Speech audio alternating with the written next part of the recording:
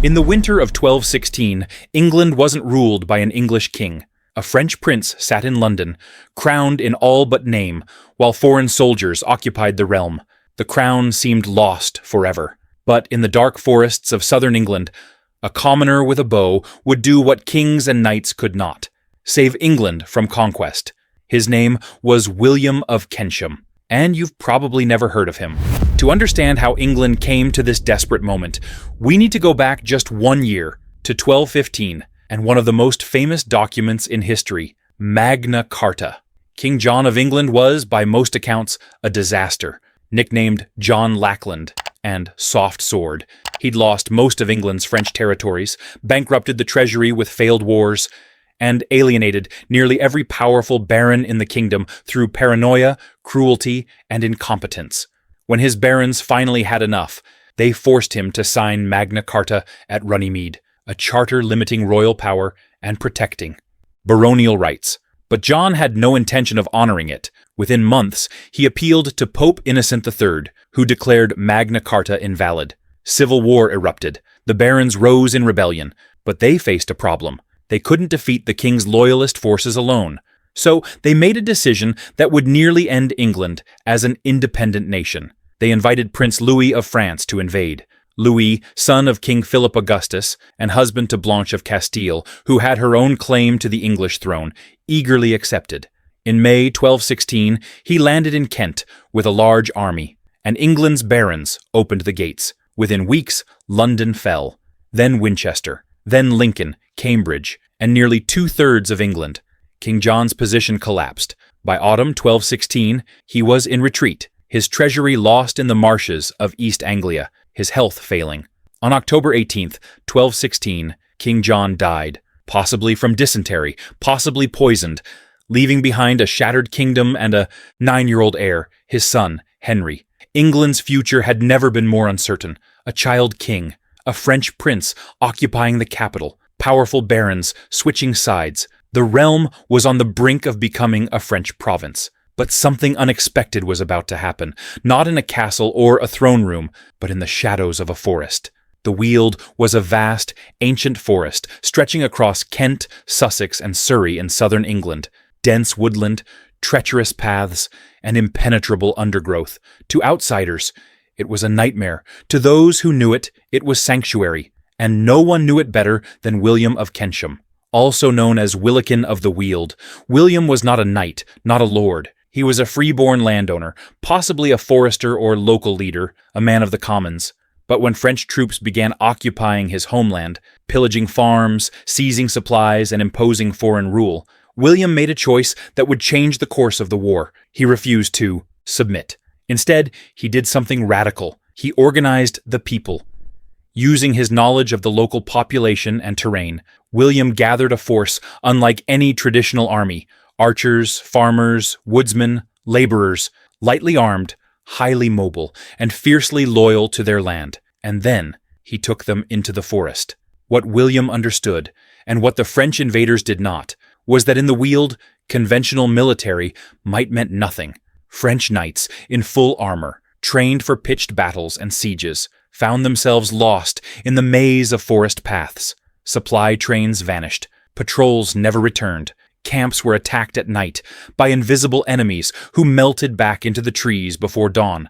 William's tactics were devastatingly simple: ambush, raid, retreat. His archers, using the English longbow, a weapon that could pierce armor at distance, struck from concealment and disappeared before the French could retaliate. His men knew every trail, every river, crossing, every hiding place. To the French, the Weald became a nightmare, a place where their strength became their weakness, where their numbers became a liability, where every step deeper into the forest felt like a trap closing around them. And they were right. Contemporary chronicles describe William's band as a scourge upon the invaders. Like phantoms, one wrote, they struck and vanished, leaving only death behind. French soldiers grew terrified of foraging missions. Supply lines broke down. Morale crumbled. William of Kensham had turned the forest into a weapon, and he was starving the French occupation to death. By early 1217, the war had reached a stalemate. Prince Louis controlled much of eastern England, but his grip was weakening. And nowhere was this more evident than in the southeast, where William's guerrilla campaign had become so effective that French-held towns were isolated, cut off from reinforcements and supplies. The most dramatic example came near Winchelsea, a strategic port on the Channel coast. When Louis attempted to march his army through the region, William's forces harried them relentlessly, blocking roads, destroying bridges, ambushing foragers. The French found themselves effectively trapped, unable to move freely, unable to resupply, surrounded by hostile terrain they couldn't control. Louis's invasion was being strangled not by grand battles, but by 1,000 small cuts, and William of Kensham was holding the blade.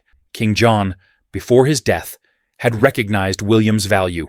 He sent financial support and supplies to the outlaw leader, a remarkable gesture that legitimized William's resistance, but more importantly, it connected William's guerrilla fighters to the larger royalist cause. After John's death, when the young Henry III was crowned and William Marshal, the greatest knight in Christendom, became regent, they understood what William had accomplished. He had made the French occupation untenable in the southeast. So they gave him official backing and turned his guerrilla war into a strategic pillar of England's resistance. While William controlled the forests, Marshal was planning something bigger. In May 1217, he led royalist forces to relieve Lincoln Castle, besieged by Louis's allies. Against overwhelming odds, Marshal's cavalry smashed into the enemy, routing them in what became known as the Fair of Lincoln, one of the most decisive battles in English history. Then, months later, came the Battle of Sandwich, a naval engagement where English ships destroyed French reinforcements crossing the Channel, cutting Louis off from support.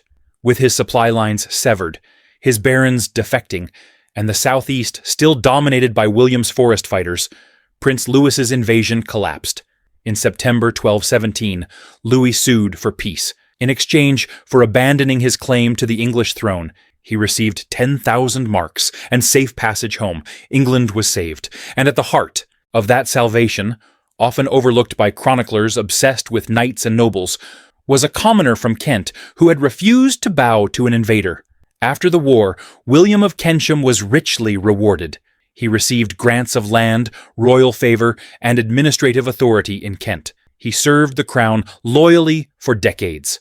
A man elevated from obscurity to recognition by sheer courage and tactical brilliance. But here's the strange part. His story faded. Despite his crucial role in saving England from French conquest, William of Kensham is barely remembered today. No grand monuments mark his deeds. No epic poems were written in his honor. His name appears in scattered chronicles, acknowledged briefly, then forgotten. Why? Partly, it's because he wasn't noble. Medieval chroniclers, usually monks writing for aristocratic patrons, cared more about the deeds of kings and knights than the actions of common men. William Marshal, the regent, got the glory. Prince Louis got the blame. William of Kensham got a footnote.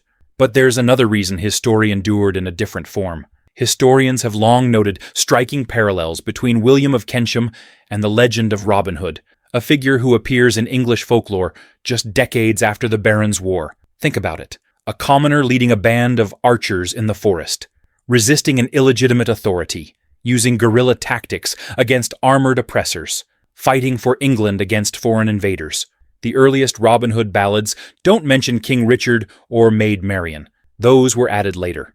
The core story is simpler: a skilled archer, a forest hideout, and resistance against corrupt power. It's entirely possible, even likely, that the real exploits of William of Kensham were woven into the growing legend of Robin Hood, his story transformed from history into myth, his name lost, but his deeds immortalized in a different form. If that's true, then William of Kensham achieved something extraordinary. He saved England twice, once from conquest, and once from forgetting what ordinary people can accomplish when they refuse to surrender. The First Barons' War is often remembered for Magna Carta, for King John's failures, for the battles at Lincoln and Sandwich. And those things matter. But wars aren't won only by documents and pitched battles. They're won by the choices individuals make when everything seems lost. By farmers who become soldiers, by foresters who become generals, by a man from Kent who looked at an invading army and decided, not here, not in my home, William of Kensham, proved that power doesn't only flow from castles and crowns. Sometimes it flows from the forest, from knowledge, determination, and the refusal to be conquered. England remained England because of men like him, and that's a legacy worth remembering. The echoes of 1217 shaped England for centuries. Magna Carta's principles would eventually evolve into constitutional law. The failure of French conquest preserved English independence, and the idea that common people could resist tyranny became embedded in the nation's identity. William of Kensham may not have statues or textbooks dedicated to him, but his story reminds us that history isn't just made by the powerful. It's made by anyone brave enough to stand in the breach. If you enjoyed uncovering this forgotten chapter of history, subscribe for more stories of the people, battles, and moments that changed the world, but slipped through the cracks of memory. Hit the bell so you don't miss the next episode. And let me know in the comments, should William of Kensham be remembered as one of England's greatest heroes?